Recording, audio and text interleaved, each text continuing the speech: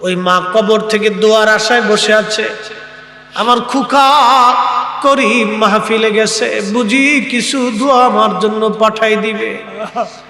ওই আব্বা জান কবরে বসে আছে। হাদিসের মধ্যে আসছে মানুষের ইন্তেকালের পরে রুহটা কবরের উপরে বসে বসে প্রতীক্ষা করতে থাকে, আমার ছেলে বুঝি আমার জিয়ারতে আসবে, আমার মেয়েটা বুঝি আমার জন্য কোরআন তেলাওয়াত পাঠাবে, আমার মেয়েটা বুঝি আমার জন্য কিছু জিকির পাঠাবে। কিন্তু ছেলে মাহফিলের চারপাশ দিয়ে ঘুরে ঘুরে চলে গেল, ছেলেটা বাবার জন্য দোয়া করলো না। চারপাশ দিয়ে ঘুরে ঘুরে চলে গেল, কিন্তু মেয়েটা বাবার জন্য দোয়া করলো না, মায়ের জন্য দোয়া করলো না। ওই মহিলাটা কেঁদে কেঁদে হয়রান, হুজুর আমার মেয়েটা বড় আদরের ছিল, কবরে চলে গেছে, আমি মার কলিজায় মানে না, বলেন আমার মেয়েটা জান্নাতি না জাহান্নামী? হাসান বসরি রাহমাতুল্লাহ আলাইহি বললেন, মা বাড়ি চলে যান, একটা আমল দিলাম, এশার নামাজ আপনি পড়বেন, 4 রাকাত আপনি নফল নামাজ পড়বেন। প্রথম রাকাতে সূরা ফাতিহা, তারপরে সূরা তাকাসুর, দ্বিতীয় রাকাতেও তাই, তৃতীয় রাকাতেও তাই, চতুর্থ রাকাতেও তাই। এইভাবে আপনি 2 রাকাত করে 4 রাকাত আপনি নফল পড়বেন। সূরা ফাতিহার সঙ্গে সূরা তাকাসুর পড়বেন। সূরা তাকাসুর পরে ও মা আপনি তাসবিহ হাতে নিয়ে দুরূদ শরীফ পড়তে পড়তে পড়তে পড়তে পড়তে পড়তে পড়তে পড়তে আপনি ঘুমিয়ে পড়বেন। আপনি ঘুমানোর পরে আমার মালিক আমার আল্লাহ আপনাকে স্বপ্ন দেখাই দিবে, আপনার মেয়েটা জান্নাতি না জাহান্নামী। একবার আওয়াজ তুলে জোরে বলা যাবে কি আল্লাহু আকবার। হে নারী মা বোনেরা,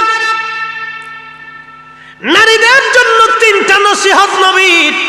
1 নম্বরে নামাজ, 2 নম্বরে পর্দা, 3 নম্বরে স্বামীর খেদমত। 1 নম্বরে নামাজ, 2 নম্বর পর্দা, 3 নম্বর স্বামীর খেদমত। যদি কোনো নারী করে, আমার আল্লাহ বলতেছেন আমি আল্লাহ ওই নারীকে জান্নাতি জান্নাতি জান্নাতি জান্নাতি বানাই দিব। সুবহানাল্লাহ কি বলা যাবে? কোন জান্নাত? আচ্ছা আপনি বলেন, দুনিয়াতে কয় বছর বাঁচবেন?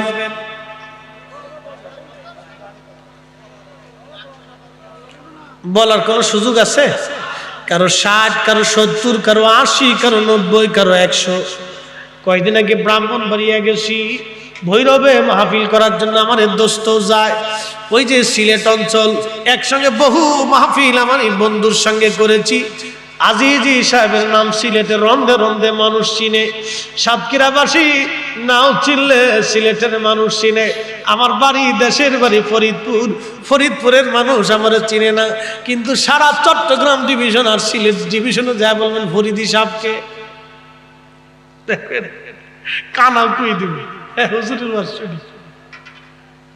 খুব মনোযোগ দিয়ে এই কয়েকটা ডিভিশন আমরা বেশি দৌড়াই, যার কারণে মানুষ আমাদেরকে ওই অঞ্চলে খুবই ভালো চিনে। আমার বাড়ি ফরিদপুর, ফরিদপুরের মানুষ আমাকে তেমন চিনে না, কারণ দেশে তো থাকা হয় নাই।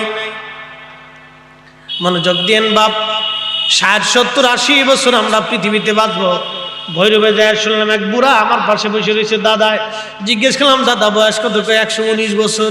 আমি বললাম এখনো মরেন নাই কেন? এখনো তাজা রয়েছে, আপনার ফাঁসিতে রয়েছি। আমি কি উড়ে বুড়ার বুড়া, কি বুড়ার বুড়া, তখনও চা খাইতেছেন নতুন।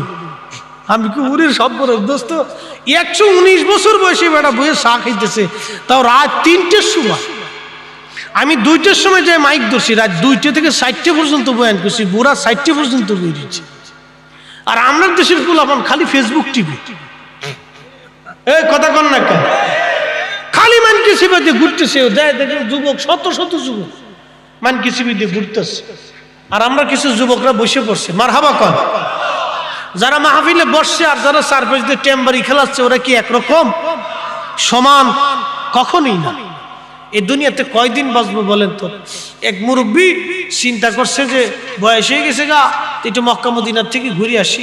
ছেলেদেরকে বললো, বাবা আমার একটু হজে যাওয়ার জন্য ব্যবস্থা করে দেবো। তা আগে তো হাইটে যাওয়া লাগতো, তো কাফেলের সাথে গাধার উপর সরে মাল সামানা দিয়ে ছেলেরা একবারে টাকা পয়সা দিনার টিনার দিয়ে বাবারে বুঝাই দিচ্ছে। তো কাফেলা যেতে যেতে যেতে যেতে বহু দূরে এক কারিয়ার পাশ দিয়ে, গ্রামের পাশ দিয়ে যাচ্ছে। তো দেখতেছে গ্রামের রাস্তায় মেঠো পথের এক পাশে বসে এক বুড়া বসে বসে কাঁদতেছে। তো চিন্তা করছে মনে হয় ছেলেপেলেরা খাবার টাবার দেয় নাই, বাড়ি থেকে ভিড় করে দিছে, বুড়া মানুষ। আহা, পাশে যায় বলতেছে, বুড়া ভাই তুমি বুড়াকালে বসে বসে কাঁদতেছো? কাঁদতেছি আমি মনের দুঃখে। বলে দুঃখ কি? আমার বাপ হয়ে আমার ধরে ফিরেছি।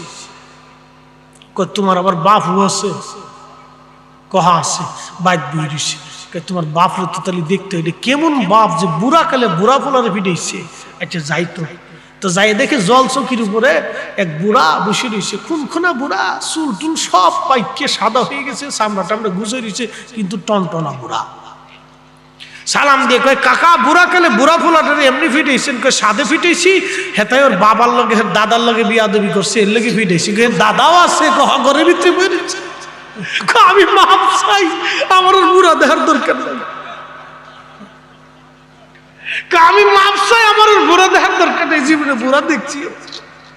119 বছর বয়স, ওখানে চা খাইতেছে বসে বসে রাত 3টের সময়। আল্লাহু আকবার। হ্যাঁ মা বোনেরা, যুবক বন্ধু, 60, 70, 80 বছরের জীবন আমরা। আপনি আজকে বাড়ি যায় ক্যালকুলেটর দিবেন, আখিরাতের একটা দিন যত বড় হবে, দুনিয়ার 50,000 বছর তত বড় হবে। দুনিয়ার 50,000 বছর এক জায়গা করলে যত বড় হয়, মেহেশ্বরের একটা মাঠ হবে তত বড়। একটা দিন হবে তত বড়, একটা দিন হবে তত বড়, একটা দিন হবে তত বড়। আপনার 60 বছরের জীবন দিয়ে 50,000কে ভাগ দিয়ে দেখবেন কত দিন কত ঘন্টা আপনি পৃথিবীতে বাঁচেন। আখিরাতের একটা দিনের কত সময় আপনি দুনিয়াতে বাঁচেন হিসাব করে দেখবেন। অথচ আল্লাহ বলে দিলেন, বান্দা ইমানে আমলে, ইমানে আমলে যদি কবরে আসো তাহলে তোমার জন্য একটা জান্নাত বানাইছি। জাযাউহুম ইনদা রাব্বিহিম জান্নাতু আদনিন তাজরি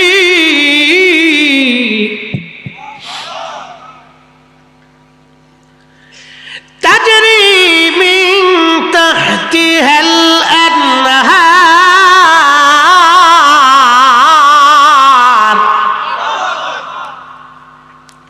আমি আল্লাহ তোমার জন্য জান্নাত বানিয়েছি, জান্নাত। ওই জান্নাতের ভিতরে তুমি থাকবা কতদিন? আমি আল্লাহ একটা নহর বানিয়েছি, নদী। এই নদীটা জান্নাতের নিচ দিয়ে যাবে। নদীর 4টা শাখা, একটা দুধের শাখা, আর একটা মধুর শাখা, আর একটা পানির শাখা, আর একটা শরবতের শাখা। আমাদের দেশের দোস্ত আখের গুড় দিয়ে বানাবে নাকি? না না, হ্যাঁ খেজুরের গুড় দিয়ে বানাবে। এই শরবত, লেবু একটু চাপ দিয়ে দিবে। এই শরবত সেই শরবত, যেই শরবত খাইলে কোনোদিন যৌবন নষ্ট হবে না। সুবহানাল্লাহ, কি বাড়ি রে। এই মধু সেই মধু, আপনার দেশের মৌমাছির মধু না রে ভাই। এ মধু সে মধু, যে মধু খাইলে চির যৌবন থাকবে, চিরজীবন চিরজীবন। এই দুধ আমাদের দেশের দুধের মতো দুধ হবে না, এত দামি। হায় আল্লাহ, এত মজার, এত মজার।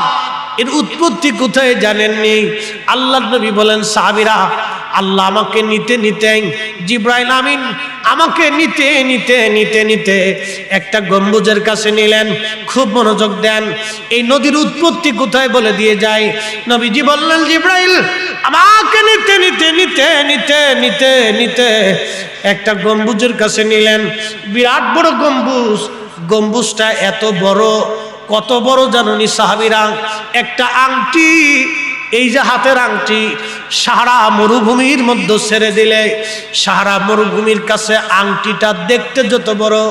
প্রশ্ন রাখবেন মুফতি ফরিদি, সাহারা মরুভূমি কত বড়?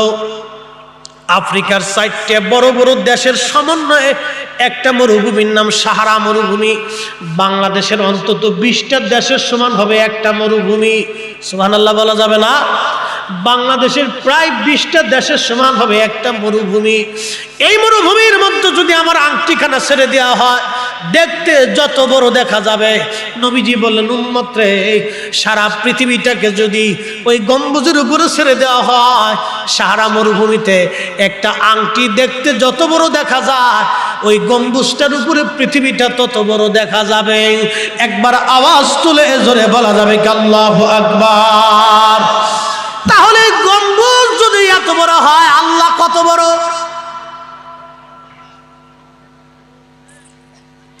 আল্লাহ বলেন, আল্লাহু আলা কুল্লি শাইইন কাদির। আমি আল্লাহ এত বড় সর্বময় ক্ষমতার মালিক। কুলিল্লাহুম্মা মালিকাল মুলক, তামাম মুলকের মালিক আপনি যে জমিনের উপরে বসা, এই জমিনের নিচে আরো 6টা জমিন আছে। আপনি যে আসমানের নিচে বসা, এই আসমানের উপরে আরো 6টা আসমান আল্লাহ দিয়ে রাখছেন। এ সাতক্ষীরার মুসলমান, ওই গম্বুজের দরজার কাছে নবী গেলেন। যাওয়ার পরে দেখলেন ওই গম্বুজের দরওয়াজা খুব সুন্দর একুত জমররদ দিয়ে বানানো। জিব্রাইলকে বলেন, জিব্রাইল দরজার চাবি কি? জিব্রাইল বলেন, হুজুর দরজার চাবির নাম হলো বিসমিল্লাহির রহমানির রহিম। আমার সাথে পড়েন, বিসমিল্লাহির রহমানির রহিম। ওই দরজার চাবি হলো বিসমিল্লাহ শরীফ। নবীজি ভিতরে ঢুকলেন। ঢোকার পরে দেখলে আরো আশ্চর্য। বিসমিল্লাহর হা শব্দ থেকে পানির নহর, বিসমিল্লাহর মিম শব্দ থেকে পানির নহর, আল্লাহর হা শব্দ থেকে দুধের নহর, রহমানের নুন শব্দ থেকে মধুর নহর, রাহিমের মিম শব্দ থেকে শরবতের নহর। 4টা নহর বেরোয় হাউজে কাউসার হয়ে ওই পানির নহরটা জান্নাতের নিচ দিয়ে প্রবাহিত হয়ে গেল। আল্লাহ বলেন, খালিদিনা ফিহা আবাদা।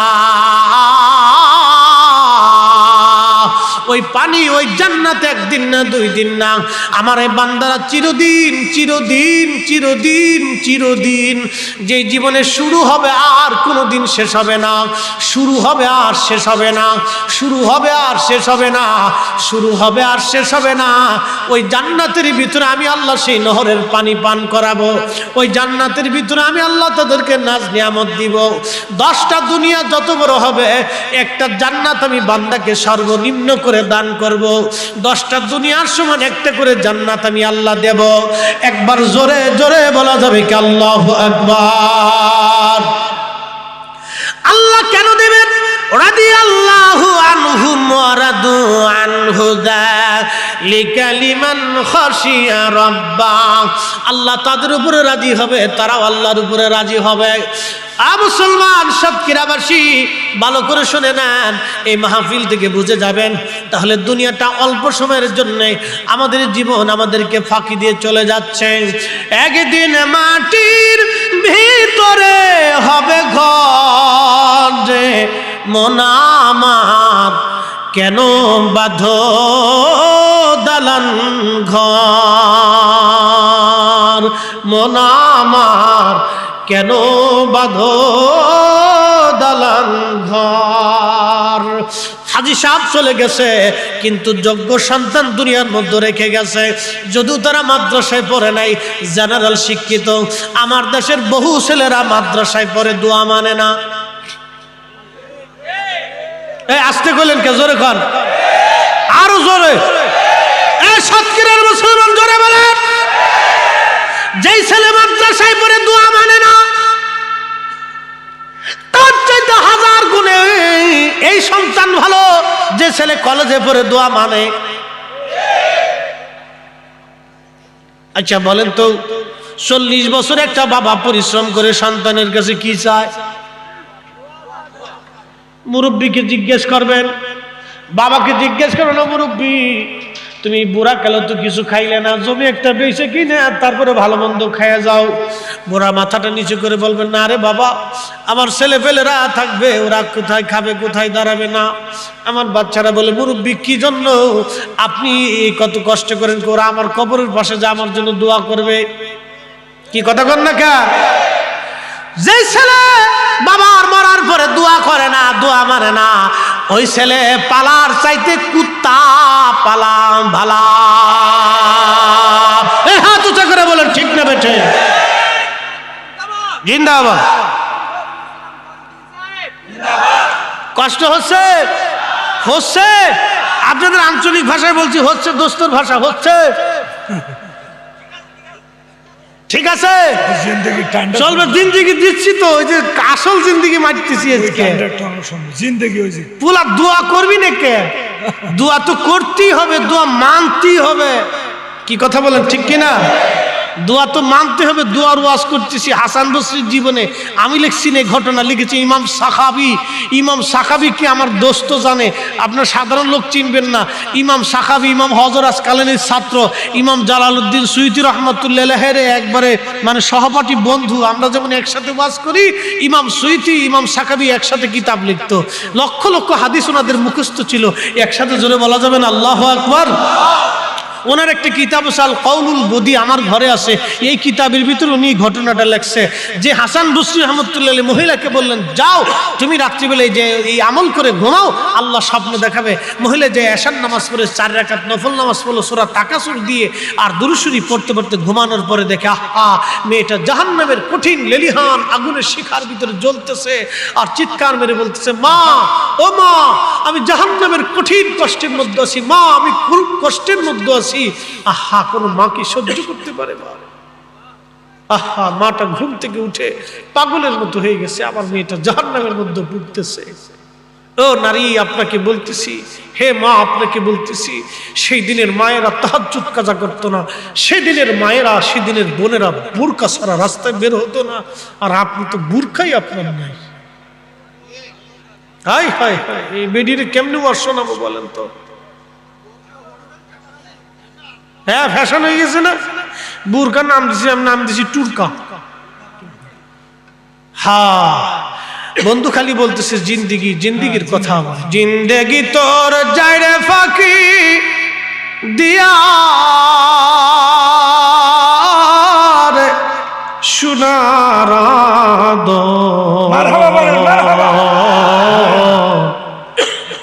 জিন্দেগি তোর যায় ফাঁকি দিয়া। ও আদম রে, কামিনীর ওই কোলেতে কাল ঘুমেতে রইলি তুই। কামিনী মানে রাত্র, সারা নিশি কাটাইলি তুই ঘুমাইয়া ঘুমাইয়া রে সোনার আদম। জিন্দেগি তোর যায় ফাঁকি দিয়া।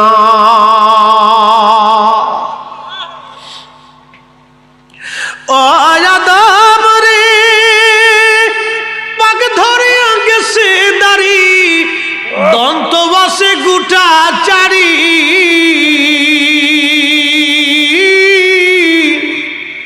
সমন জারি গিয়াছে করিয়ারে সোনার আদম। জিন্দেগি তো যায় ফাঁকি দিয়া। আরে যুবতী মেয়ে জাহান্নামে, মা পেরেশান হয়ে গেছে। সকালবেলা ফজরের নামাজ পড়ে আবার দৌড়ে আসছে, হুজুর আপনার দেওয়া আমল অনুযায়ী করার পরে দেখেছি আমার আল্লাহর স্বপ্ন দেখাইছে, আমার মেয়েটা জাহান্নামের লেলিহান শিখার ভিতরে দাও দাও করে জ্বলতেছে। মা মা বলে চিৎকার করেছে, আমি মার কলিজায় মানে নাই। হুজুর কি করতে পারি বলুন? হাসান বসরি কেঁদে দিয়ে বলেন, মা রে, আপনি আপনার মেয়ের জন্য বেশি পরিমাণে সদকা দিতে থাকেন, সদকা। মহিলা চলে গেলেন। হাসান বসরি রহমাতুল্লাহি আলাইহি পরের দিন রাত্রিবেলা ঘুমিয়েছেন, স্বপ্নের ঘরে দেখেন একজন যুবতী সুন্দরী মেয়ে জান্নাতের রন্দে রন্দে, পাহাড়ে পাহাড়ে, উপত্যকায় উপত্যকায় জান্নাতের ভিতরে ঘোরাফেরা করতেছে, বাগানে বাগানে। ডেকে বলেন, হে যুবতী, কে গো তুমি জান্নাতের বাগানে ঘুরো? বলে, হুজুর আপনি কি আমাকে চিনেন নাই?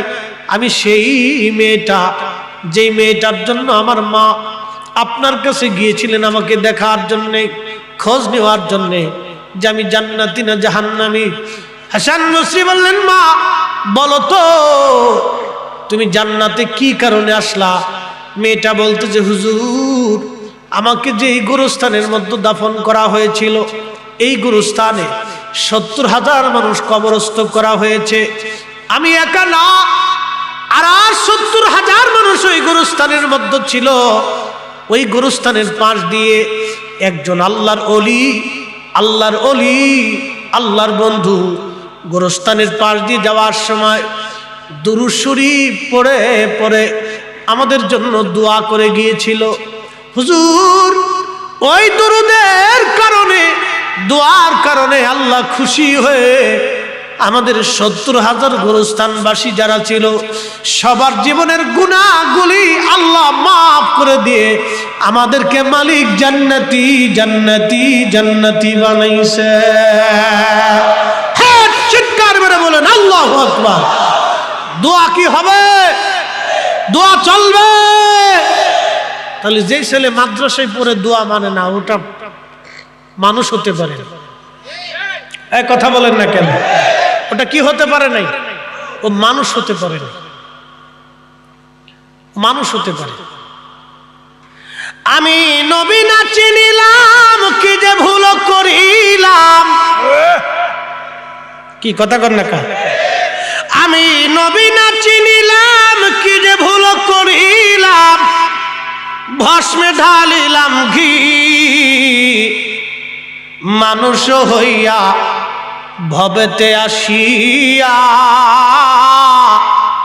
মানুষের করিলাম কি। যে ছেলে দোয়া মানে না, ওইটা পালার সাথে কুত্তা পালা বালা। বলবেন হুজুর, কুকুরের সাথে তুলনা করলেন কেন? আপনার বাড়ির কুত্তাটারে আপনি খাওয়াবেন, পচা দিবেন, গলা দিবেন, উচ্ছিষ্ট দিবেন। কুত্তা আপনার মনিব, এমন ভাবে সে তার দায়িত্ব পালন করবে। 7 দিন যদি আপনি বাড়ি ফিরেন, 7 দিন পরেও যদি বাড়ি ফিরেন, এই কুত্তাটা দেখবেন দৌড়ে আসবে। দৌড়ে এসে আপনার চারপাশ দিয়ে মুসরায় মুসরায় লেজটা গোটায় গোটায় আপনারা শুকতে থাকবে, চারপাশ দিয়ে ঘুরবে আর খালি কবে মালিক আপনি কইছিলেন। 7 দিন আপনারা না দেখে আমি পাগল হয়ে গেছি। কুত্তা আপনার কাছে সারেন্ডার করে, মালিক আপনি আইছেন, আমি যে কি খুশি হয়েছি। কি কথা কর না কেন? বাজান খুব মনোযোগ দিয়েন। এই কুত্তাটা, বাবারে, এই কুত্তাটা আপনার কাছে সারেন্ডার করেছে, আপনার কৃতজ্ঞতা পালন করলো। আমাদের দেশে অনেক মা বোনেরা আছে স্বামীর খেদমত করে না, অনেক কষ্ট করে স্বামী এই কাজ বাজ করে আসলে, ও জরিনার মা 1 গ্লাস পানি দাও, নিয়ে খাও। এটাও কুত্তার চাইতে খারাপ। দোস্ত, আমার মনে আগে বছর দাওয়াত নসিব হইতো না। হ্যাঁ, বিড়িটা যে চেঁচাচ্ছে, আগে বছর ডাক্তার সাহেবের কাছে দরখাস্ত দেবো, এই হুজুর আইলে আমরা আইতাম না। আপনারা ভোট দিবেন তো? হ্যাঁ হ্যাঁ, ঠিক আছে। আল্লাহু আকবার। 7টা যুবকরা পারে। আরে আসহাবে কাহাবের কুকুর 7 জন আল্লাহর ওলিকে পাহারা দেওয়ার জন্য জান্নাতে চলে যাবে। সুবহানাল্লাহ কি বলা যাবে না? আল্লাহ বলেন, আযাবু আসহাবাল কাহফি ওয়ার রাকিম কানু মিন আয়াতিনা আযাবা মিন আয়াতিনা। একবার জোরে বলা যাবে কি মারহাবা?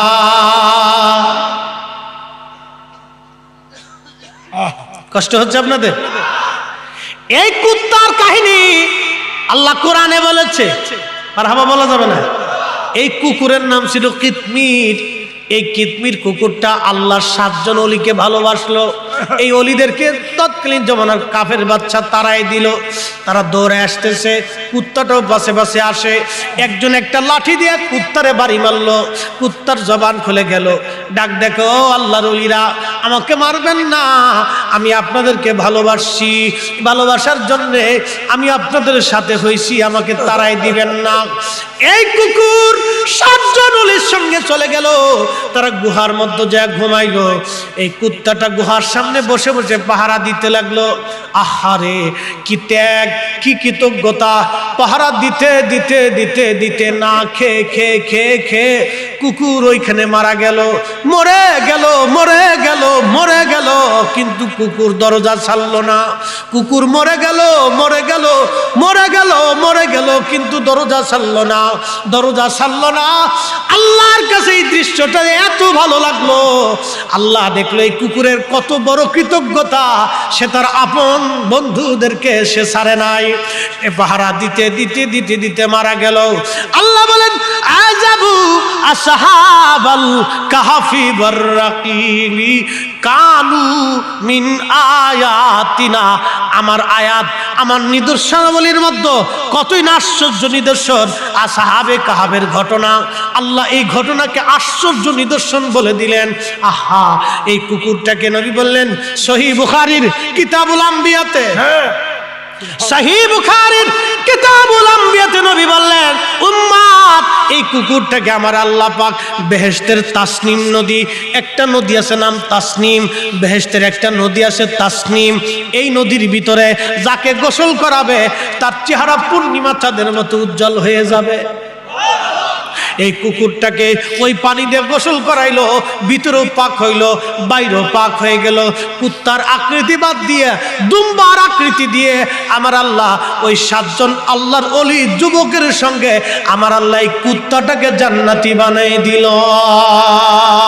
হ্যাঁ, চিৎকার মেরে বলেন আল্লাহু আকবার। তাহলে বাজান, আল্লাহর ওলিদের সাথে আমাদের সম্পর্ক রাখার দরকার আছে না নাই? এ জোরে বলেন আছে। আরে কুত্তায় যদি জান্নাতে যায় তাহলে আমরাও জান্নাতে যাওয়ার আশা করতে পারি। আমি বলি নাই, কোরআন বলেছে। কে বলেছে? কে বলেছে? কোরআন কি এই আপনার আমাদের কথা না আল্লাহর কথা? হ্যাঁ, বুঝে যাবেন। এই যে দেখেন, কুত্তাটা আপনার বাড়িতে আসে, আপনার চারপাশ দিয়ে ঘুরে, কুত্তাকে মালিক আপনি আমার ভুলে গেছেন। আর কতদিন হলো আপনারা দেখি না। আমার ঘরে একটা বিলাই আছে, বাড়িওয়ালা গেছে বাপের বেদ বেড়াইতে, প্রায় গত জুমার পরে আমি বেরিয়েছি, আজকে বাসায় ঢুকছি। আজকে বাসায় ঢুকার পরে সকালবেলা 11টার সময় ঘুম ভাঙছে। ছেলেটারে বললাম, মাদ্রাসার ছাত্রটাকে বললাম তাড়াতাড়ি একটু খাবার টাবার নিয়ে। তো খাবার টাবার আনতে আনতে আমার ওয়াইফ বাচ্চা কাছে নিয়ে ঘরে ঢুকছে। তা আমার বলে নাই যে আমি আসতেছি। তো বাসায় ঢুকছে, ঢুকার পরে বিলাই কেমন যেন টের পাইছে আমি এসেছি। এই আইয়া এই চেঁচাচেঁচি শুরু করছে, খাউন দেন, খাউন দেন, ক্ষুধা লাগছে, খাউন টাউন দেন। পরে সে খানা খাওয়ার সময় ওরে খাওয়াইয়ে হের করে আমি বাইতেছি। 7 দিন পরে পাই এটা পাগল হয়ে গেছে একটা বিড়াল পর্যন্ত। আল্লাহু আকবার। জরিনার মার কাছে কইতেছেন, জরিনার মা, ও একটু পানি দাও, শরবত দাও, লে খাও। দিছে একটা ধমক। এটা কুত্তার চাইতে খারাপ, কৃতজ্ঞতা নেই। হ্যাঁ মুসলমান, কৃতজ্ঞতা হতে হবে, কৃতজ্ঞ। দুনিয়াতে কৃতজ্ঞতা যদি না থাকে মহা মুশকিল। দোয়া দোয়া দোয়া দোয়া। যে সন্তান বাবা মার জন্য দোয়া করে না, এটা অকৃতজ্ঞ সন্তান। কি কথা বলেন না কেন? এই কোরআন বলে, আমার সাথে বলেন, বিসমিল্লাহির রহমানির রহিম রব্বিরহামহুমা কামা রাব্বায়ানি সগীরা।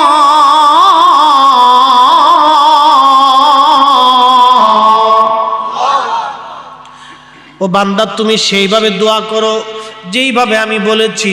আল্লাহ, তুমি আমার পিতামাতাকে সেইভাবে জান্নাতের ভিতরে লালন পালন করো যেইভাবে আমার পিতামাতা ছোট্টকালে আমাকে লালন পালন করেছে, ছোট্টকালে লালন পালন করেছে, আমাকে কোলে করে করে দুলিয়ে দুলিয়ে ঘুম পাড়িয়েছে, বুকের ভিতরে নিয়ে গরম করে কাপড়ের মধ্যে ঘুম পাড়িয়ে রাখছে।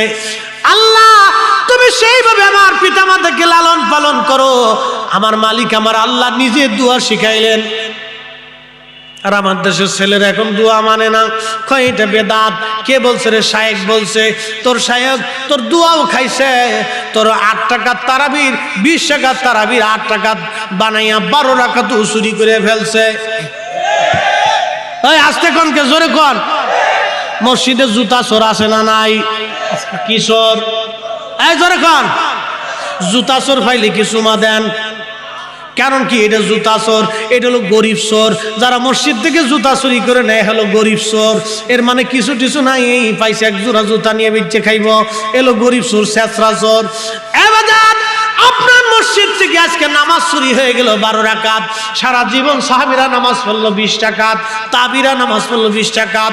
শাফি, হাম্বলি, মালিকি, হানাফি, কাদেরিয়া, চিশতিয়া, নকশবন্দিয়া, মুজাদ্দিদিয়া হাজার হাজার শত শত বছর ধরে মুসলমানরা নামাজ পড়লো তারাবির নামাজ 20 টাকাত। আজকে তারাবি চুরি হয়ে গেল 8 টাকাত, 12 রাকাতই চুরি হয়ে গেছে। তার মানে আন্তর্জাতিক খ্যাতি সম্পন্ন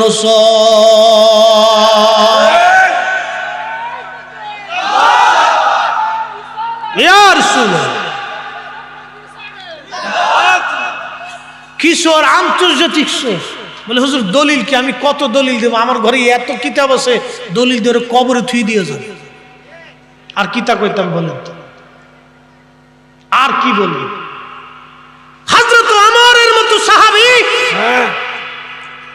হযরত ওমরের মতো সাহাবী 10 জন আশারে মুবাশশারা সাহাবী, তখন 9 জন জিন্দা। 3-4 খলিফার 3 খলিফা জিন্দা। নবী বলছেন ফাআলাইকুম বিসুন্নতি ওয়া সুন্নাতিল খুলাফাইর রাশিদিনাল মাহদি। তোমরা আমার সুন্নাহ মানবে, আমার পরে খুলাফায়ে রাশিদিনের সুন্নাহ মানবে। হযরত ওমর, উসমান, আলী, তালহা, জুবাইর, আব্দুর রহমান ইবনে আওফ, সাদ বিন আবি ওয়াক্কাস, সাঈদ ইবনে জুবাইর, আবু উবাইদ ইবনে জাররা রিদওয়ানুল্লাহি তাআলা আজমাইন, হযরত আলী সহ 9 জন আশারে মুবাশশারা সাহাবী তখনও জিন্দা। তাদের উপস্থিতিতে হযরত ওমর তারাবির নামাজ চালু করলেন 20 রাকাত। একসাথে জোরে বলা যাবে না আল্লাহু আকবার? অদ্যাবধি পর্যন্ত মুসলিম মিল্লাতে এখনো 20 রাকাত চালু হয়ে আছে। কোটি কোটি মুসলমান 20 রাকাত তারাবির নামাজ পড়ে ঘুমিয়ে গেছে। আজকে 12 রাকাত চুরি হয়ে গেল। আর আপনি বলতেছেন শায়েখ বলেছে। ঢের কপালে লাথি মার শায়েখের, যে শায়েখ নামাজ চুরি করে। কথা বলেন ঠিক না বেটে? আচ্ছা, আল্লাহ পাক আমাদেরকে বেদাত থেকে হেফাজত করুক, বলেন আমিন। খালি বলে মিলাদ পড়লে বেদাত। কি কথা কর না কেন? খালি কয় মিলাদ পড়লে বেদাত। আরে 12 রাকাত নামাজ যারা চুরি করছে ওরা হলো সবচেয়ে বড় বেদাতি। কে কথা কর না কে? জোরে কর। হযরত ওমর যে কাজ করেছে এই কাজের উল্টে যারা করবে তারা তো অরিজিনাল বেদাতি। কিন্তু আল্লাহর নবী কইছে ফাআলাইকুম বিসুন্নতি, আমার সুন্নাহ মানবে, ওয়া সুন্নাতিল খুলাফাইর রাশিদিনাল মাহদির, খুলাফায়ে রাশিদিনের সুন্নাহ মানবে। এই সুন্নতের বিপরীত যারা করবে ওরা হলো অরিজিনাল বেদাতি। মিলাদ পড়লে বেদাত। আচ্ছা, মিলাদ পড়লে কি বেদাত হবে? আমি আপনাকে বলি, আমি আপনাকে বলতেছি, বুঝাই বলতেছি, যারা মিলাদের বিরোধিতা করে, আমি আমার ওই ভাইয়ের প্রতি আমার আকুল আবেদন, মনোযোগ দিন তো। প্রথমত মিলাদ আমি শেষ করে দেব, আপনাদের কষ্ট হচ্ছে জানি, রাত বেশি হয়ে যেতেছে। হ্যাঁ হ্যাঁ চলবে? তাহলে একসাথে জোরে বলি তো আল্লাহু আকবার, নারে তাকবীর। খুব মনোযোগ দিয়ে না, সারা রাত চলবে না। আপনারা যে বলছেন, এই বলতে দেরি হয়েছে, নেকি লিখতে দেরি হয়নি। নেকি লেখা হয়ে গেছে এখন। হ্যাঁ ঠিক আছে, আগামী বছর হবে ইনশাআল্লাহ। আমার দোস্ত বলেছে আগামী বছর মাগরিব থেকে শুরু হবে, ফজরের পরে ইনশাআল্লাহ একবারে 100 ডেক নিয়ে তারপরে যাবে। আল্লাহ ততদিনে এই হাজী কেরামতুল হিসেবের পরিবার পরিজনকে আল্লাহ হায়াতে বাঁচায় রাখুক এবং সুস্থ রাখুক, ভালো রাখুক। দোয়া করে বলেন আমিন। এরকম পরিবার বাংলাদেশে বহু আছে, কিন্তু বাপের জন্য দোয়া করার মতো নাই। ঢাকা শহরে আমি তো বসুন্ধরায় থাকি, কোটি কোটি টাকার মালিক, বাপের কবরের কাছে দাঁড়ানোর টাইম পাই না, ভুলাই যায় বাবা শাহ মুড়ি হয়ে গেছে। বাবা শাহ বুঝেন, বাবা শাহ বোতল শাহ চিনলি, বোতল একটা ধরে টান একটা দিয়ে এসে ঘরে এসে ফুলায় বাপের কা, বিয়াই ভালো আছে, বিয়াই ভালো আছে, বাবা বোতল শাহ মুড়ি হয়ে গেছে, বোতল শাহ মুড়ি। এরকম বহুত আছে। আল্লাহ পাক এই ফ্যামিলি দিকে আল্লাহ সম্পদও দিচ্ছেন, মনও দিয়ে দিচ্ছেন। কি কথা বলেন, ঠিক কিনা? আল্লাহ যেন এরকম ফ্যামিলি বাংলাদেশের ঘরে ঘরে তৈরি করে দেয়, বলে না আমিন। বাবার জন্য এরকম দোয়া খায়, গ্রামবাসীর জন্য, মরহুমদের জন্য আল্লাহ সবারই দিয়ে করায় না। এই যে মাগরিব থেকে শুরু হয়েছে এই পর্যন্ত ওয়াজ নসিহত হয়েছে, ভাই সব হয়েছে না ভাই? এই মাহফিল শেষে একটা দোয়া হবে, আল্লাহ মরহুমদের কবরে তুমি সব পৌঁছাও। ওই যে আল্লাহর ওলি 11 বার দুরূদ শরীফ পড়ে মরহুমদের জন্য দোয়া করে গেলেন, 70,000 কবরের আযাব মাফ হয়ে গেল। আচ্ছা জোরে বলেন তো সুবহানাল্লাহ। হাসান বসরি কোন জামানার? ইমাম হুসাইনের জমানার। ওই জমানাতে কবরের পাশে দাঁড়াইয়া দুরূদ শরীফ পড়ে দোয়া ছিল, আর বর্তমান জমানায় এসে বেদাত হইছে। কি বুঝলেন আপনি? ইমাম হুসাইনের জমানায় এটা জায়েজ ছিল, মুস্তাহাব ছিল, নেকের কাজ ছিল, আর এখন এসে বেদাত হইছে। তার মানে বোঝা গেল আসলে আমরা যারা দোয়া মানি তারা বেদাতি না, যারা দোয়া মানে না ওরা হলো অরিজিনাল বেদাতি। বেদাতি চিনে যাবে, বেদাতি চিনে যেতে হবে, চিনে যেতে হবে। বেদাতের উসুলও চিনে যান। মা উহদিসা আমি লিখিনি, ইমাম শাফিঈ লিখেছেন, পৃথিবীর 4 আলেমের এক আলেম। মা উহদিসা মিম্মা ইউখালিফু কিতাবান আও সুন্নাতান আও আসারান আও ইজমাআন ফাহাযিহি বিদআতুদ দালালাহ। ইমাম শাফিঈ, ইমাম বাইহাকি, ইমাম নববী, ইমাম হাজর আসকালানি, মুল্লা আলী কারি, ইমাম ইজ্জুদ্দিন, ইমাম বদরুদ্দিন আইনি হানাফি, ইমাম হাজর আসকালানি, ইমাম হাজর হাইতিমি আর শাফিঈ, পৃথিবী কয়জন? আমার 55 জন মুহাদ্দিসের বেদাতের তাফসীর আমার ঘরে আছে। ইমামরা লিখেছেন যেটা সুন্নতের কিতাবুল্লাহর বিপরীত, কোরআনের বিপরীত, কোরআনের সিদ্ধান্তের বিপরীত, প্রিয় নবীজির সুন্নতের সিদ্ধান্তের বিপরীত, সাহাবী, তাবেঈন, তাবেঈনরা যেই মাসালার পক্ষে ফতোয়া দিয়েছেন সেই পক্ষের ফতোয়ার বিপরীত, এবং ইজমায়ে উম্মাত উলামায়ে মুস্তাহিদিন বসে যেই ফতোয়া লিখেছেন সেটার বিপরীত যারা করবে, ইমাম শাফিঈ বলতেছেন ফাহাযিহি বিদআতুদ দালালা, ওটাই হলো বেদাতে দলালা, ওটা বেদাতি। আজকে যারা 8 রাকাত তারাবি বানিয়েছে ওটা বেদাতি, যারা আজকে 1 রাকাত বেতের করেছে ওটা বেদাতি, যারা আজকে দোয়াকে মানতেছে না, দোয়া করাকে আজকে অস্বীকার করতেছে বেদাতি, আজকে কবর জিয়ারতের কবরের পাশে দাঁড়িয়ে দোয়া কালাম করা, জিকির আজগার করে, কোরআন তেলাওয়াত করে দোয়া করাকে যারা দোয়া করে ওটা বেদাতি। কি কথা বলেন না কেন? বেদাতি। আমরা বেদাতি না, ওটা নিজে বেদাত।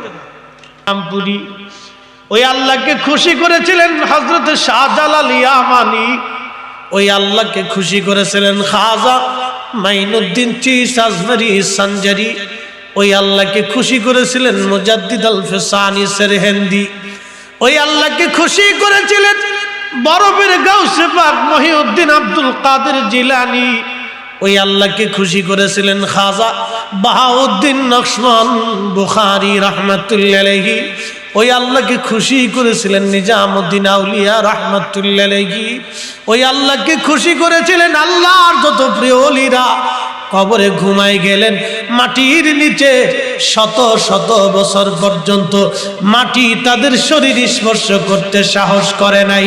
একবার আওয়াজ তুলে ধরে বলা যাবে কি সুবহানাল্লাহ? আল্লাহ কোরআনে বললেন, এই কোরআন, এটার ভিতরে কি কোনো ভুল ত্রুটি আছে? সন্দেহ কি আছে? আল্লাহ কালামে বলে দিলেন কুল্লু নাফস,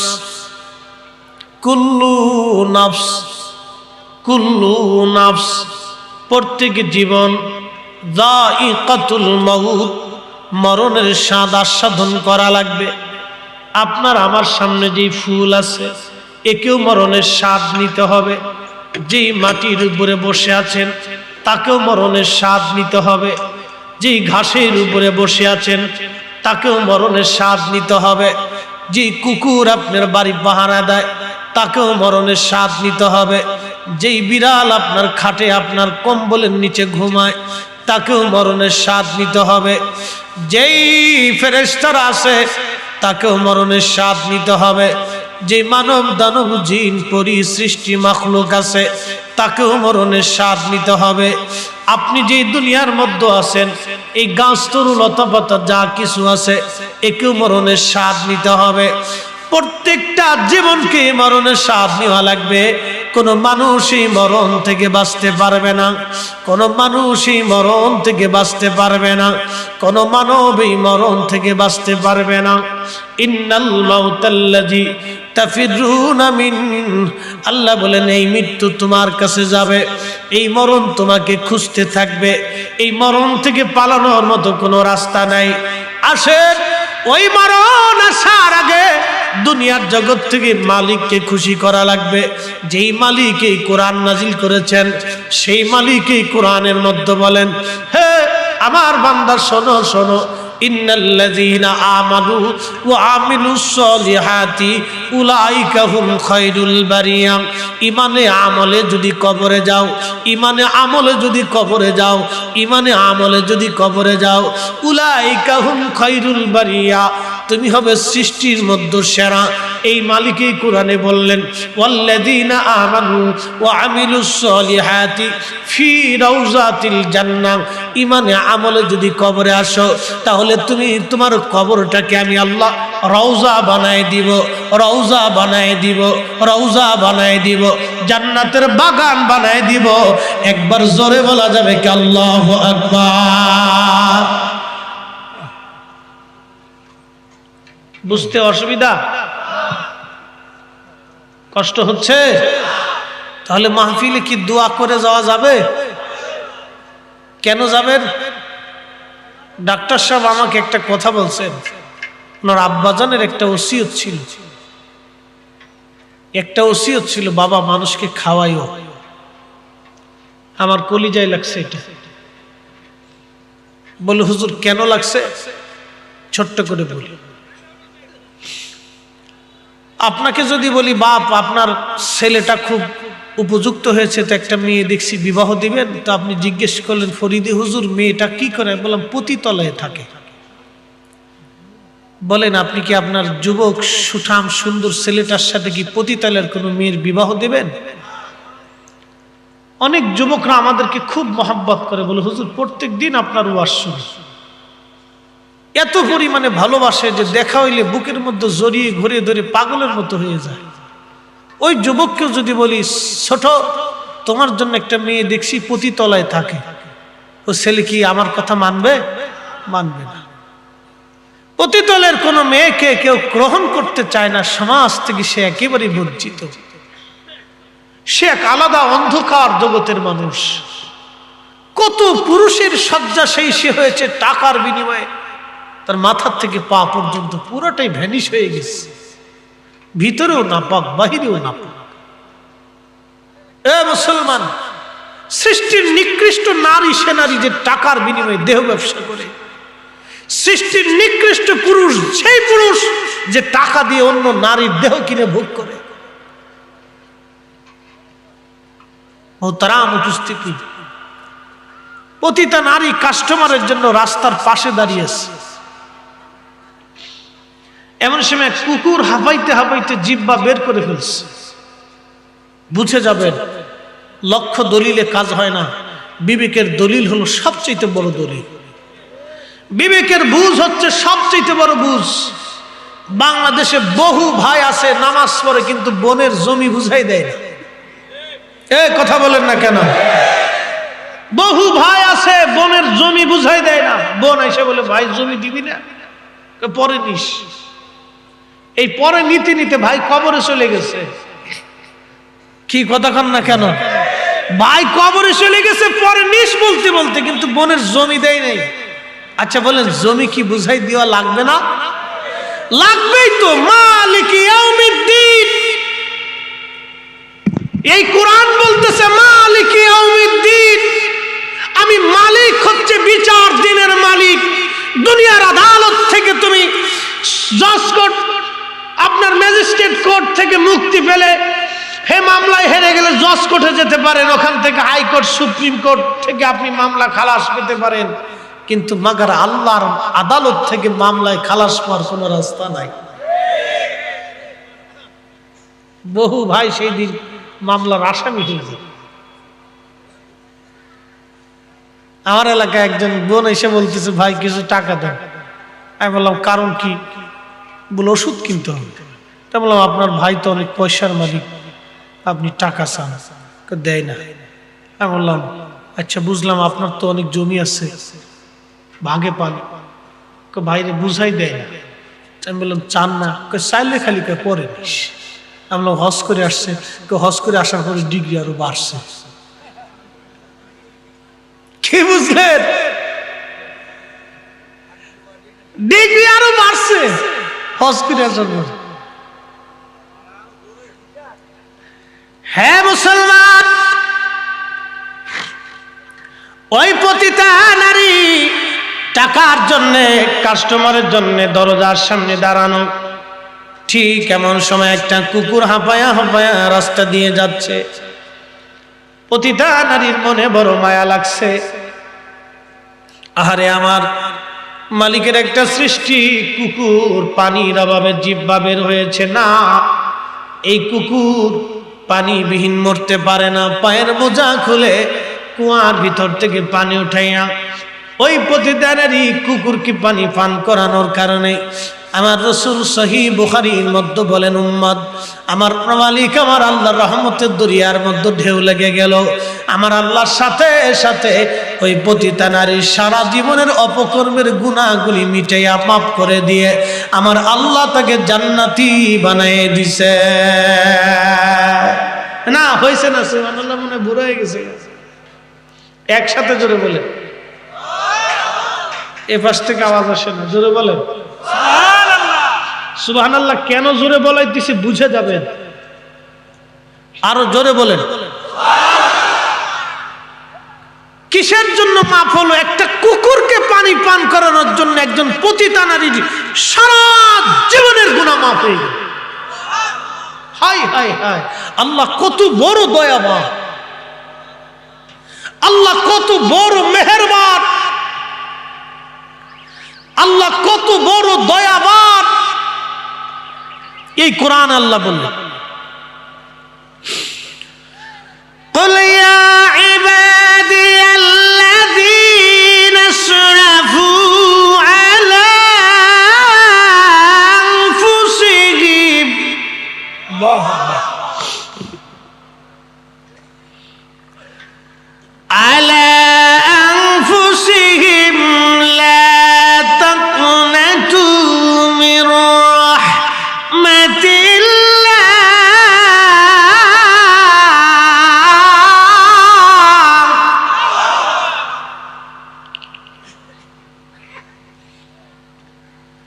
قل يا عبادي الذين اسرفوا على أنفسهم বান্দারে নফসের সাথে যদি জুলুম করো, কবিরা গুনাহ করে ফেলছো, জীবনের অনেক ভুল তুমি করছো, বান্দা চিন্তার কারণ নাই, পেরেশান হইও না, ভয় পাইও না। রে বান্দা তওবা যদি করতে পারো, আমি মালিক ওয়াদা করতেছি, লা তাকনাতু মির রাহমাতিল্লাহ, আমার রহমত থেকে তুমি নিরাশ হইও না।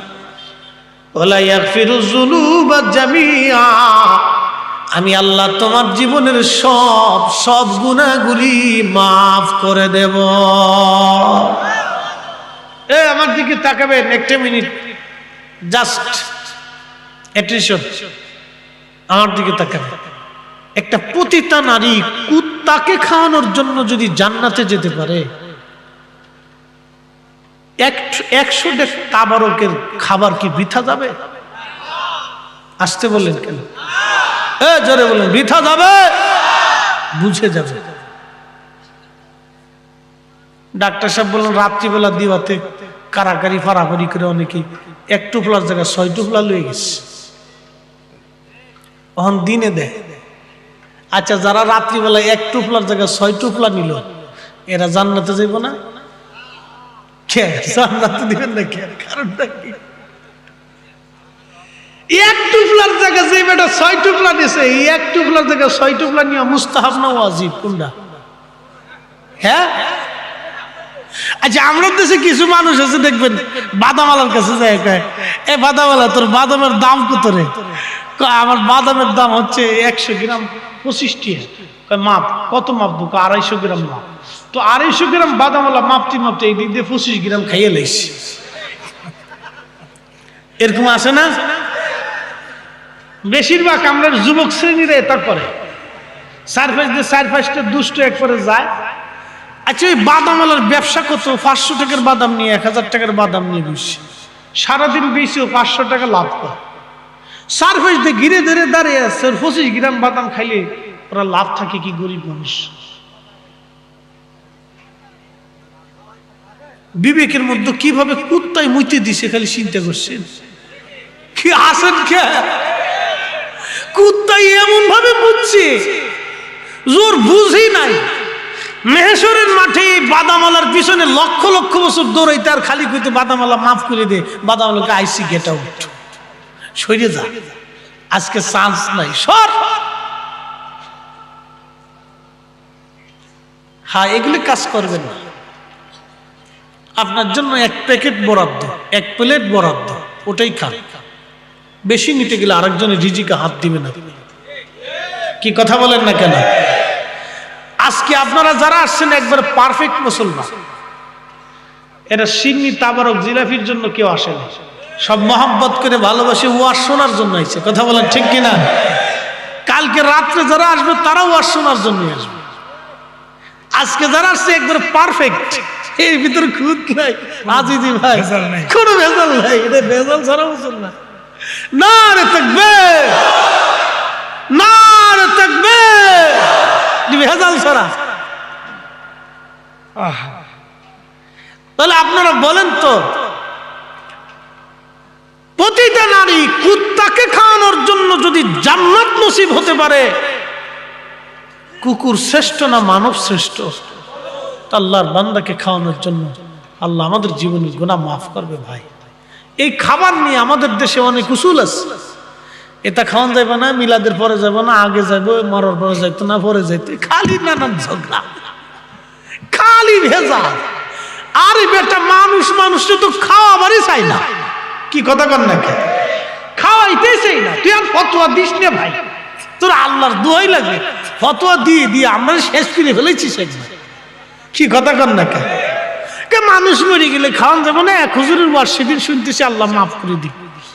আমি শ্রদ্ধা করি তাদের মতামতটাকে। ওয়াজ করতেছে, মানুষ মরে যাওয়ার পরে যে ফাতিহা করা হয়, এই ফাতিহার খাবার খেলে আত্মা মরে যায়। আমি কইতেছি, ওরে ভাই, সারা বছর করে কুরবানির চামড়ার টাকা খাইলি, সদকার টাকা খাইলি, ফেতরার টাকা খাইলি, তাতে আত্মা মরে গেল না? খালি ফাতিহার খাবার খালি আত্মাটা মরে গেল। তোর কি আত্মার আত্মা রে? কি কথা কর না, তোর কি আত্মা? এই আত্মা নিয়ে তুই হুজুর হইছিস কে? বুঝতে পারছি? এই হলো আমার দেশের অবস্থা। এখন যেহেতু কথাটা উঠছেই, তো মাসালার একটা দলিল আপনাদেরকে দিয়েছে। আজ থেকে 550 বছর আগে একজন ইমাম, আল্লামা ইমাম জালালউদ্দিন আস-সুয়ুতি রাহিমাহুল্লাহ একটা কিতাব লিখছেন, আল হাবিলিল ফাতওয়া। এই কিতাবের আল মুজাল্লাদুস সানিতে একটা মাসালা লিখছেন, তুলুস সুরিয়া বিইদহারি মা কানা খাফিয়া। এই রিসালার ভিতরে তিনি একটা মাসালা হাদিসে কারীমা লিখেছেন। আল্লামা ইমাম আহমদ ইবনে হাম্বল রাহমাতুল্লাহ আলাইহি, যিনি হাম্বলি মাযহাবের ইমাম ছিলেন, 6 লক্ষ হাদিস মুখস্থ ছিল, সুবহানাল্লাহ। তিনি একটা কিতাব লিখছেন, কিতাবুজ জুহুদ। এই মিসকিনের ঘরে আছে বাপ। এই কিতাবুজ জুহুদের মধ্যে তিনি বিশুদ্ধ সনদ একটা হাদিস আনছেন। ইমাম সুয়ুতি লিখতেছেন, ইমাম তাউস রাহিমাহুল্লাহ ছিলেন 70 জন সাহাবীর ছাত্র। তিনি 70 জন সাহাবী থেকে দিন শিখেছেন, ধর্ম শিখেছেন। সুবহানাল্লাহ, বলা যাবে না ভাই? কতজন সাহাবী? 70 জন। জোরে বলতে হবে, কতজন? আরো জোরে বলেন, কতজন? আচ্ছা, জীবনে একজন সাহাবীর জুতা দেখছি আমরা? একজন সাহাবীর জুতা ধরার সুযোগ হয়েছে? হাই হাই হাই, 70 জন সাহাবী থেকে তিনি দিন শিখেছেন। আচ্ছা ধরেন আমাদের ডাক্তার সাহেব হলেন শিশু বিশেষজ্ঞ, উনি একজন অধ্যাপক, ওনার একটা প্রেসক্রিপশন নিয়ে একটা বাচ্চার ব্যাপারে প্রেসক্রিপশন দিলেন, তো প্রেসক্রিপশনটা আইনা আপনি গ্রামের একজন ডাক্তারে বললেন, ভাই তুমি তো গ্রাম্য ডাক্তার, তো এই প্রেসক্রিপশনটা দেখো তো। তখন গ্রাম্য ডাক্তার প্রেসক্রিপশনটা দেখলো, ধুর উনি বুঝে কি, প্রেসক্রিপশনটা ফেলাই দিয়ে বললো যে ধুর উনি বুঝে কি, উনি এটা বুঝে নাই, উনি প্রেসক্রিপশন ভালা দিছে না। আচ্ছা তার মানে বোঝা গেল গ্রাম্য ডাক্তারের মাথার ভিতর সমস্যা আছে। কি কথা কর না কেন? কই অধ্যাপক আর কই গ্রাম্য ডাক্তার, তার বোঝা গেল ওনার মাথার ভিতরে প্রবলেম আছে। ইমাম জালালউদ্দিন সুয়ুতী 2 লক্ষ হাদিসের হাফিজ, জামানার মুজাদ্দিদ ও মুস্তাহিদ, 75 বার আল্লাহর নবীকে স্বপ্ন দেখেছেন। একসাথে বলা যাবে না আল্লাহু আকবার। মক্কায় যা কি জন্য জানেননি? আমি একজনকে জিজ্ঞেস করলাম, বাপ মক্কায় প্রত্যেক মাহে রমজানে কি জন্য যান? বলে হুজুর আপনি কি জানেন না মক্কায় 1 রাকাত নামাজ পড়লে 1 লক্ষ রাকাতের সওয়াব, মাহে রমজানে পড়লে তো কোনো হিসাব নাই। আমি বললাম হ বাবা আমি তো ভালোই জানি। আচ্ছা মদিনাতে কি জন্য যান? বলল বাজান 1 রাকাত নামাজ পড়লে 50,000 রাকাতের সওয়াব হয়। আমি বললাম হ্যাঁ বাবা কত তো সত্য, মাহে রমজানে বিগয়রি হিসাব, এটার কোনো হিসাব নাই। আমি ডাক দিয়ে বললাম বাজার কথা তো সঠিক, এই মক্কাতে নামাজ পড়লে 1 লক্ষ রাকাতের সওয়াব হয়, মদিনাতে 1 রাকাত পড়লে 50,000 রাকাতের সওয়াব হয়। আমি বললাম বাজান কথা তো সঠিক, কিন্তু বাপ একটু বলবেন তো বাড়ির পাশে আপনার এলাকায় আপনার মহল্লাতে কত মা টাকার অভাবে ভালো ইফতার করতে পারে না। আমি একদিন এক হাজি সাহেবকে বলছিলাম, হাজি সাহেব আপনি তো আমার মসজিদের হাজি, আপনি তো আমার মসজিদের মুসল্লি, হাজি সাহেব এই যে আমার মসজিদে প্রত্যেক মাহে রমজানে প্রত্যেক দিন ইফতার হয়, এই ধনী ব্যক্তিরা তো আর মসজিদে ইফতার করতে আসে না। আমি বললাম বাপ ধনীরা তো সবাই বাড়িতে ইফতার করে, কিন্তু এই মসজিদে যারা ইফতার করার জন্য আসে তারা একবারে দরিদ্র শ্রেণীর মানুষ, মধ্যবিত্ত দরিদ্র, রাস্তা দিয়ে পথিক যারা আছে।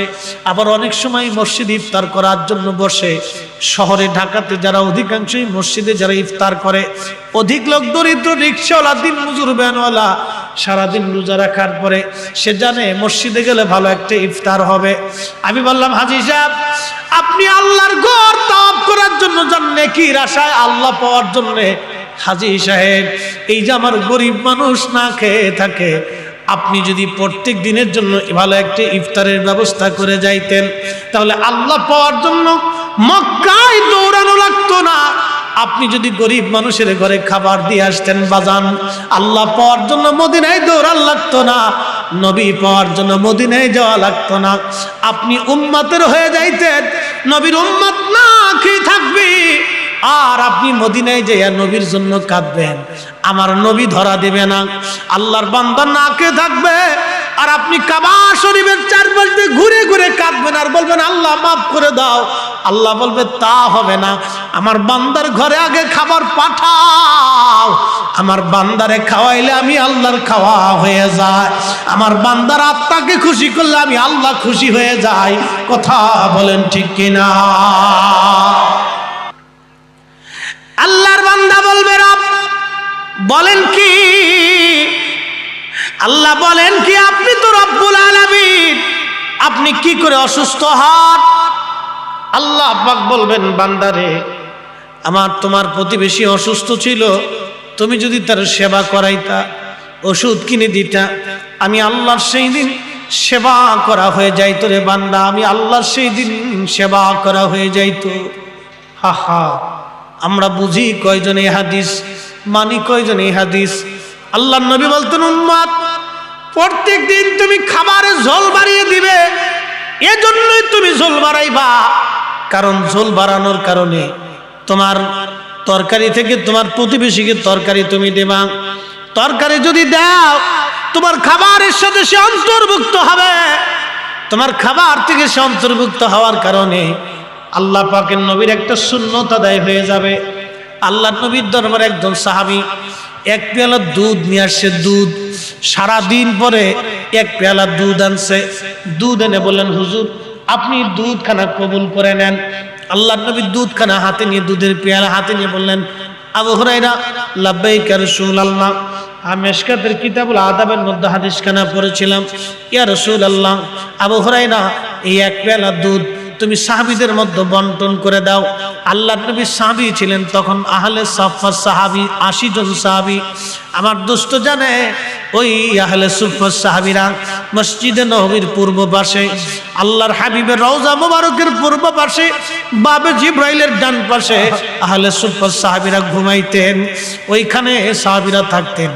ওইখানে একটা গাছ ছিল, এখন আর সেই গাছ নাই। ওই গাছের নিচে সাহাবীরা ঘুমাইতেন। আহা, সাহাবীদের কি কষ্ট ছিল! কোনোদিন খাবার আসলে খাইতেন না, আসলে না খেয়ে থাকতেন।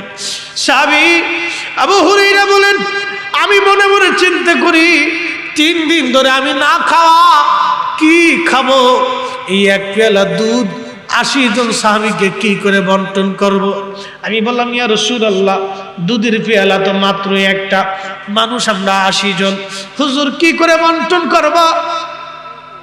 আল্লাহ নবী ডাক দিয়ে বলেন, আবু হুরায়রা বিসমিল্লাহ বলে শুরু করা। আমি 80 জন সাহাবীকে বিসমিল্লাহ বলে দিতে দিতে দিতে দিতে 80 জন সাহাবী পেট ভরে খাইলেন। নবীজি নিজে বললেন, আমাকেও দাও। আল্লাহর নবী নিজেও বিসমিল্লাহ বলে পান করলেন। বললেন, আবু হুরায়রা সব তোমার। আমিও বিসমিল্লাহ বলে চুমুক মারলাম, সব দুধ আমি গিলে খেয়ে ফেললাম। এরপরে পেয়ালার মধ্যে তাকায় দেখি দুধ যা ছিল তাই আছে, একটু কমেও নাই, বাড়েও না। হ্যাঁ প্রিয় মুসলমান, কেন আপনাদের কাছে আমি অনুনয় বিনয় করি? কি লাভ আছে আমার? কি এমন প্রয়োজন আমার আছে? এই একটা প্রয়োজনের জন্য অনুনয় বিনয় আপনাকে করি। আল্লাহ কোরআনে বললেন, খায়রা উম্মাতিন উখরিজাত লিন-নাসি তা'মুরুনা বিল মা'রুফি ওয়া তানহাউনা আনিল মুনকার। সর্বশ্রেষ্ঠ জাতি তোমাকে বানিয়েছি, দুনিয়ার মধ্যে তোমাকে পাঠাইছি। 2টা কাজ তুমি দুনিয়ার মধ্যে করবে। একটা কাজ মানুষকে ভালো কাজের দিকে দাওয়াত দিবে, 2 নম্বর কাজ মানুষকে খারাপ কাজ থেকে ফিরাইয়ে রাখবে। এই 2টা কাজের জন্য তোমাকে দুনিয়ার মধ্যে আমি পাঠিয়েছি। ও মুসলমান, এখানে এই ডাক্তার সাহেব থেকে শুরু করে ওনরা ভাইরা মিলেমিশে এই সুন্দর মাহফিলের ইন্তজাম করলেন। এই যে আয়োজনে মরহুম আলহাজ কেরামতুল বিশ্বাস, ওনার পরিবারবর্গ, হাজী সাহেবের পরিবারের মানুষ, সন্তানাদিরা মিলেই বাগান সাজিয়েছেন। উদ্দেশ্য কি? চেয়ারম্যানি মেম্বারের জন্য না, দুনিয়ার নাম কামানোর জন্য না। একটাই উদ্দেশ্য, যদি মাহফিল থেকে একজন মানুষও বুঝে বাড়ি যায়, একজন মানুষও যদি বুঝে বাড়ি যায়, মরহুম কেরামত আলী সাহেব না, ওনার পরিবার বর্গে বংশের মানুষ যারা কবরে চলে গেছে, শুধু কেরামত আলী সাহেব না, এই মাহফিলের জন্য যে ছেলেরা ভলান্টিয়ার হয়ে কাজ করতেছে, ওদের পূর্বপুরুষ।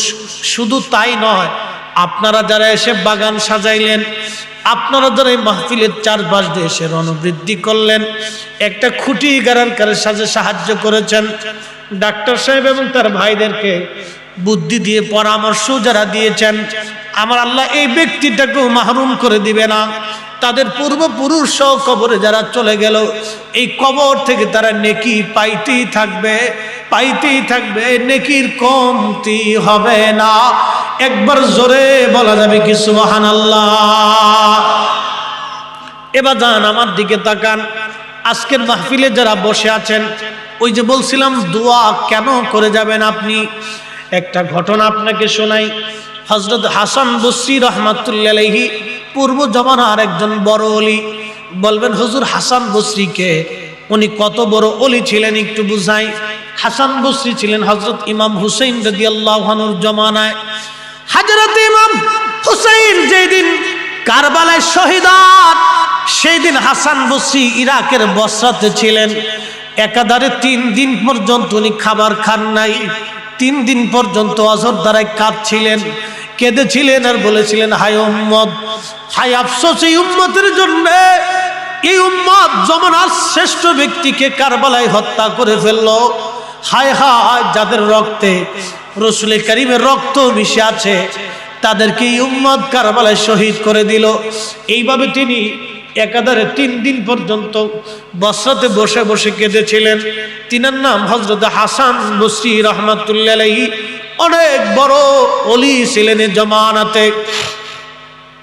হাদিসের ফিকহের কিতাবে এমন কোন কিতাব নাই যে কিতাবে হাসান বসরি রাহমাতুল্লাহি আলাইহির নাম না আছে। খুব মনোযোগ দিয়েন। হযরত হাসান বসরি রাহমাতুল্লাহি আলাইহি উনি ওনার জামানাতে একজন মহিলা আসছে। মহিলা এসে হুজুরের দরবারে এসে বললেন, হুজুর, আমার মেয়েটা আজকে সকালবেলা মারা গেছে। জোহরের নামাজের সময় তাকে দাফন করছি। বিকেলবেলা আমি আপনার কাছে আসছি। হুজুর, আমার মেয়েটা বড় আদরের মেয়ে ছিল। বলেন তো আমার মেয়েটা জান্নাতি না জাহান্নামী? একটু দয়া করে আপনি বলে দেন। হাসান বসরি বললেন, মা, আমি বলতে যাব না, আপনাকে একটা আমল শিখাই দেই। ওই আমল করে রাত্রিবেলা যখন ঘুমাবেন আমার আল্লাহ আপনাকে স্বপ্ন দেখাই দিবে আপনার মেয়েটা জান্নাতি না জাহান্নামী। একবার জোরে বলেন সুবহানাল্লাহ। ও বাজান, খুব মনোযোগ দিয়েন। মহিলারা আসেনি? হ্যাঁ, প্যান্ডেল ভরে গেছে। আল্লাহু আকবার। এই তো মহিলারা জান্নাতে আগে যাবে। এই এলাকার ভিতরে, এই আপনাদের এলাকার নাম কি? সাতক্ষীরা সদর। মাধবকাঠির মাটির নিচে কত মানুষ গেছে, আর কি কোনোদিন ফিরে আসছে? আমরাও কবরে চলে যাব, কি কোনোদিন ফিরে আসব? জিন্দেগি তোর যায় রে ফাঁকি দিয়া,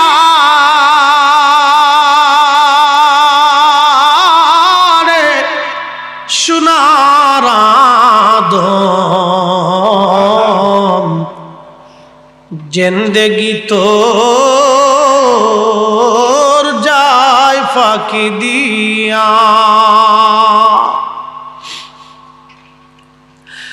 ও আদম রে,